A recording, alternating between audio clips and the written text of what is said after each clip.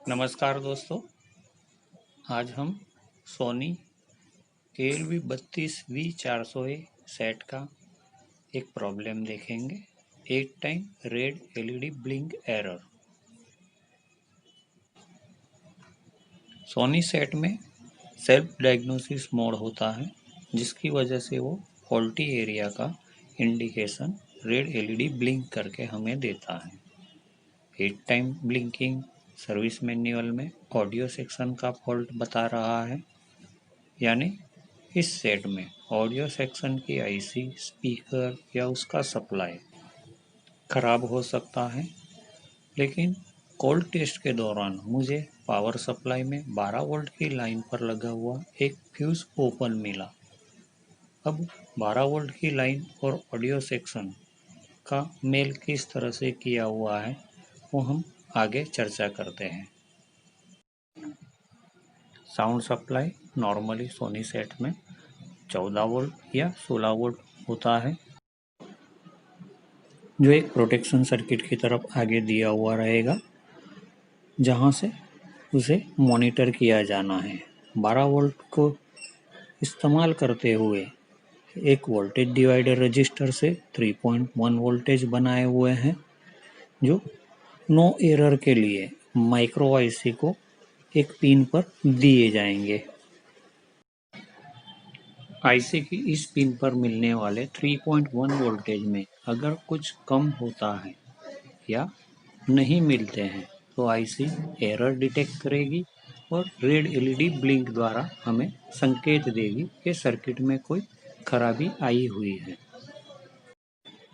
अब sound supply को लेके एक NPN ट्रांजिस्टर के बेस के ऊपर हाई रेफरेंस वोल्टेज रखा जाता है और उसे कनेक्टेड दूसरे एक NPN ट्रांजिस्टर के बेस के ऊपर लो रेफरेंस वोल्टेज रखा जाता है, जो नो एरर 3.1 वोल्टेज के साथ में कनेक्ट किया हुआ है।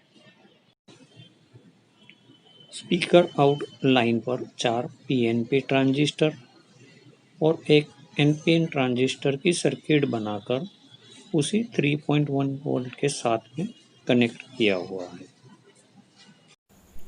साउंड सप्लाई न मिलने पर हाई रेफरेंस लो में बदल जाएगा और लो रेफरेंस हाई में बदल जाएगा, जिसकी वजह से 3.1 वोल्टेज ड्रॉप हो जाएंगे और IC एरर डिटेक्ट करेगी और ब्लिंक कोड जनरेट करेगी।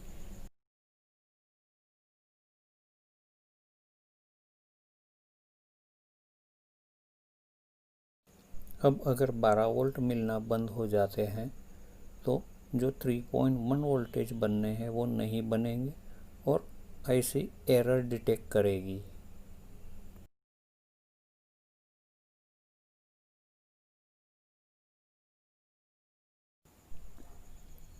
अब स्पीकर आउटपुट लाइन में एम्पलीफायर IC की खराबी की वजह से अगर एबनॉर्मल वोल्टेज जनरेट होते हैं तो PNP ट्रांजिस्टर ऑन हो जाएंगे, जिसकी वजह से NPN ट्रांजिस्टर के बेस के ऊपर हाई रेफरेंस वोल्टेज पहुंचेंगे और वो ऑन हो जाएगा और 3.1 वोल्टेज ड्रॉप हो जाएंगे, जिसकी वजह से IC एरर डिटेक्ट करेगी।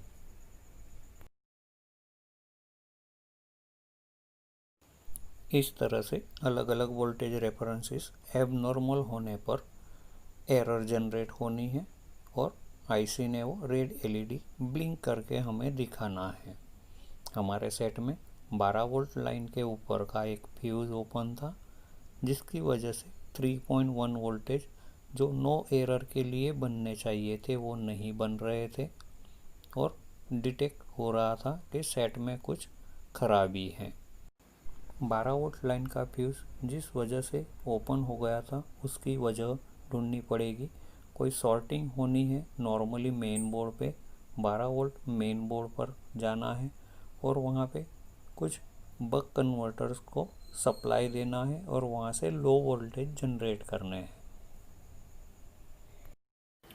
मेन बोर्ड पर पावर कनेक्टर के पास में लगे बक कन्वर्टर्स का सप्लाई 12 वोल्ट है।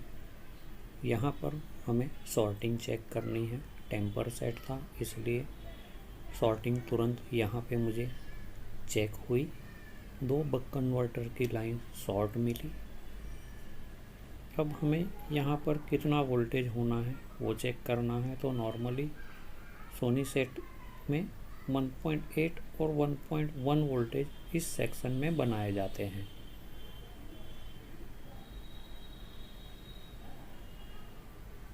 टेस्टिंग के लिए फ्यूज़ पर एक पतली सी तार जॉइंट कर दी है। अगर कुछ दूसरी खराबी हो तो वो तुरंत ओपन हो जाए। और यहाँ पर एक यूनिवर्सल बक कन्वर्टर पीसीबी का इस्तेमाल करते हुए 2 सप्लाई के लिए 2 पीसीबी ली और उनके पॉजिटिव और नेगेटिव एक साथ में जोड़ दिए, जिसकी वजह से वायरिंग हार्नेस कम होगी।